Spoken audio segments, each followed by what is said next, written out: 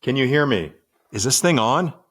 Good, because today we continue our discussion about communication, and we offer lots of Dadages advice on critical communications in business, chock full of a bunch of bonus Dadages. Stick around.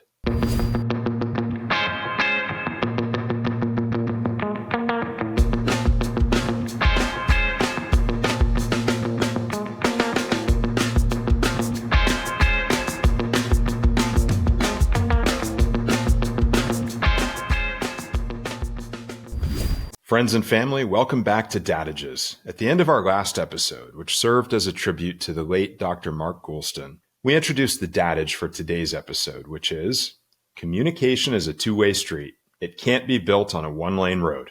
We've spent a lot of time over the past couple of months here on Dadages talking about listening, and for good reason. Listening is truly a superpower if you develop your skills in active listening to truly master the superpower it can be. As we have discussed, listening mastery comes at the point that you can ensure that individuals you are dealing with in business, personal, and family, as well as social situations, feel understood, felt, and validated in their feelings and opinions. This skill is so important to effective quality communications. And I think the listening part is the part where most people have least honed their communication skills. But after all of this focus on listening, let's be honest about something. No one ever succeeded by listening alone. Eventually, to get anything done, we all have to open our mouths and speak up. And this is easy, right? Not exactly. While it may be easy to talk, effective communication is a difficult skill to master. As William Shakespeare said in Othello, talk without any substance, meaning, or skill to back it up is mere prattle without practice. My hope today is to provide you with perspectives to put into practice to help you avoid the prattle. Let's start today's discussion by looking at a commonly used expression, talk is cheap. I'm going to make the case for all of you to remove this expression from your own verbal library, or at least think twice before you throw it out. Why do I care and why should you care? Let me explain. First, do you know who is credited as the originator of this saying, talk is cheap? P.T. Barnum. That's right, the circus guy. And for Barnum, talk may have been cheap. He built his entire career on lies. You may or may not know that he got his start by borrowing $500 from a shopkeeper for whom he worked to lease an aged slave woman for a year and to falsely tout her as the 161-year-old former nurse of George Washington. There are so many things terribly wrong with that sentence that I'm not sure if I ever want to go to the circus again. And for Barnum, all of this false talk may have come easily for him, being a natural-born fraudster, but it wasn't cheap for everybody else. It made Barnum incredibly wealthy for his time. Historian Daniel Boorstin put Barnum's legacy in perspective in his book, The Image, which is all about the art of deception in America. Boorstin wrote, contrary to popular belief, Barnum's great discovery was not how easy it was to deceive the public, but rather how much the public enjoyed being deceived. And did you know the rest of this expression, talk is cheap? Because that's not where Barnum ended his sentence.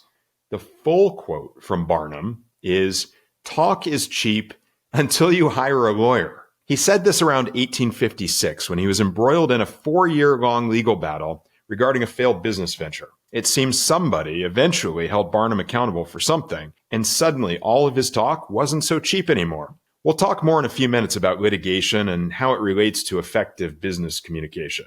As a second argument against talk is cheap, we need to look no further than the industry of talk. Talk is a multi-billion-dollar category. Talk news, talk radio, podcasts. Do you think Joe Rogan thinks talk is cheap? There are hundreds of best-selling books written about talking and communication. Here are just a few examples. How to Talk to Anyone by Lyle Lowndes from 2003. Over 10 million copies sold. Crucial Conversations by multiple authors from 2021. Over 5 million copies sold. Everyone Communicates, Few Connect by John C. Maxwell from 2010. There were over 500,000 copies of this book sold, and in total, Maxwell has sold over 33 million books, many of which are about communication.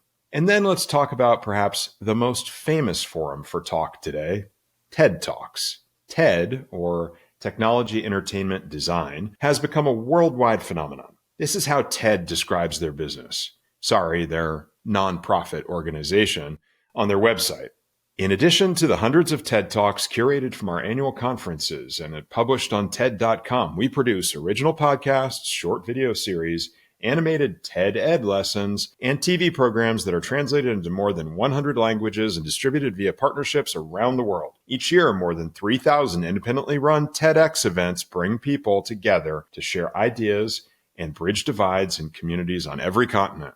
And that bit of ironic tone you heard in my voice when I referred to TED as a nonprofit organization is based upon their reported revenue for 2023, $66.2 million. So as you can see, my friends, talk is not cheap. So let's move on to talking about talking. Stanford Business School professor Matt Abrahams, who is also a fellow podcaster and colleague recognized for his expertise in communication, said this: "The goal of communication is to connect, collaborate, and engage. That means we need to be present, agile, and open." I'm not going to share all of Matt's guidance on good communication now because I really hope to bring him to you directly on Dadages in the near future. What I love about Matt's approach is that he provides really useful, memorable, actionable guidance that you can put directly to work for you in improving your own communication skills. One of his simple but highly effective tools is referred to as what, so what, now what. In this technique for organizing verbal communication, he urges speakers to communicate a point, explain why the point is important, and then suggests to listeners how they can put that point into action. So let's do that. I'm going to put this framework from Matt into practice now. For the rest of this episode, I'm going to hit you with several bonus dadages, all related to effective communication in a business environment. I'll explain the point, tell you why I think it's important, and then give you some guidance as to how you can put it to work for yourself. Business Communication Dadage number 1.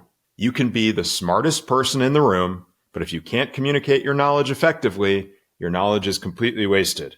What? I've met plenty of people in my life who were true geniuses, and I've found that it is not uncommon for some of these people to struggle with communication skills. They may have been shunned in their developmental years for being different and retreated from engagement with others to avoid such ridicule. They may have just given up trying to explain themselves to the world because no one around them seemed to understand anything they had to say. Or in some cases, a genius-level individual may actually be a savant. According to a journal article published in the Philosophical Transactions of the Royal Society of London in 2009, savant syndrome is a phenomenon where someone demonstrates exceptional aptitude in one domain, such as art or mathematics, despite significant social or intellectual impairment. Even for those of us who are not savants or even lesser geniuses, it can be easy to spend time developing a deep and diverse skill set within our business, but lose sight of the need to invest time in learning how to communicate what we know to others who may not have the same level of expertise we do. So what? Why should we care about communicating effectively with people who are not on our level? Don't we want to surround ourselves with people who are equal to or greater than we are in our professional pursuits and only really care about dealing with those people effectively? This is an unrealistic perspective. Even the most sophisticated of industries include a diverse group of individuals. If people in your organizations are experts in what they do best, they may not necessarily be an expert in what you do best. And there will always be people required to execute on a plan who are not as knowledgeable about the fundamental aspects of the business as those in the organization creating that plan. Hopefully this is the case, at least, or else your company has bigger problems, I think. And remember, you may just as often be communicating with people outside of your organization or even outside of your industry when you have an important message to get across. Now what? Dinner parties. You heard me right. Go to dinner parties. Put yourself in social situations where the people around you have little or nothing to do with your professional field. Practice sharing with those people in a very low-stakes environment what it is you do, exactly what you do, and work on the short, medium, long version of that. Test refining your explanation to different levels of depth and lengths of time, and by doing so, you'll find useful ways to explain concepts and tailor those explanations to your audience. When you return to an environment where people have at least a contextual understanding of the subject, you'll be well equipped to communicate effectively. All right, bonus communication dadage number 2. You can talk about something you understand. You can only teach what you truly understand. What? If you're a long-standing member of the Dadages friends and family, you've heard me talk before about one of the fundamental approaches I use for building effective organizations. I call it the med school approach to learning. See one, do one, teach one. If you see something done by someone who is explaining it to you, you can grasp it. But then doing it yourself, you can learn it.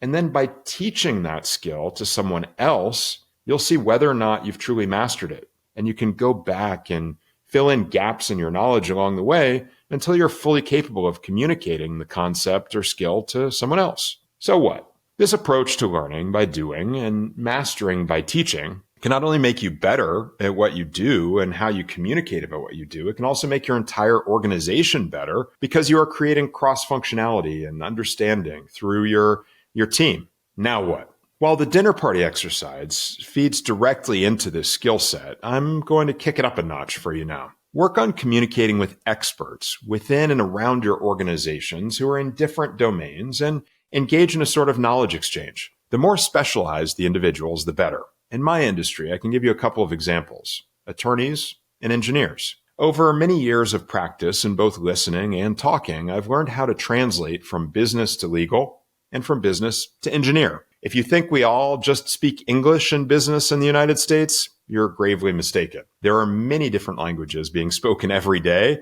and if you can learn the languages that surround you, like legal speak and engineering speak, in my case, you'll become far better at communicating with those groups, and you'll be able to help them become better at communicating with you. Business Communication Dadage number 3. Relationships are built through talking. Understanding is built in writing. What? This is admittedly old school advice, but I feel it's critical that it find its way across the generational gaps. Talking to people, getting them on the phone, voice to voice, or even better, in person, is a lost art. It is nearly impossible to build strong business relationships with people if you are not interacting with them in a sensory manner that allows for mirroring of one another to convey total understanding. And again, those of you who follow Dadages know how fundamental the written word is to me. My dad always said that in business, if it's not in writing, it never happened. Putting something down in writing is critical to ensure that there is common understanding and to create accountability for what has been discussed. So what? Utilizing every form of communication in business in the way that is most appropriate is an important skill. And it does go beyond simply deciding whether to talk to someone or communicate in writing. I was interviewing someone for a position this week, actually, and she asked me, "What form of communication do you prefer?" The only concise answer I could give is, well, pretty much all of them.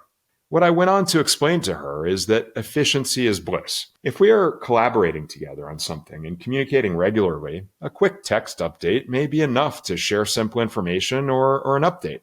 Email is better if there are more complete thoughts that need to be articulated, a paragraph or so. But if something requires input or discussion that is more involved, you'll probably find me replying to an email to say, "Hey, let's jump on a call." Now what? Never underestimate the value of a thank you note. Thank you notes can be very powerful tools. After a business discussion, reach out to the other person by email or even through a printed letter, or even put pen to paper. As insane as that may sound, a well-written thank you letter becomes meeting minutes wrapped inside of a candy shell. By thanking someone for their time and engagement in a discussion, you acknowledge the value they brought with both their time and their input. This makes them more open to reading, understanding, or absorbing whatever else is in the communication, rather than just glancing at it and clicking delete. Additionally, by showing gratitude, you ensure that the next time you sit down with the same person to talk, they're open to doing so and fully present when you're talking to them. And Dadages, friends and family, I hope that the next time we sit down to talk, you will be fully present. We're going to take a break right there today. As I said, this episode is chock full of additional Dadages, so much so that I've run way over on time. We're at Business Communication Dadage number 3 right now, and in the next episode, we will take you all the way up through number 7. I look forward to seeing you again for the next episode of Dadages. There's a lot more valuable information to share on this topic. Until then, remember, Dad may not always know what he's talking about, but he sure can sound like he does.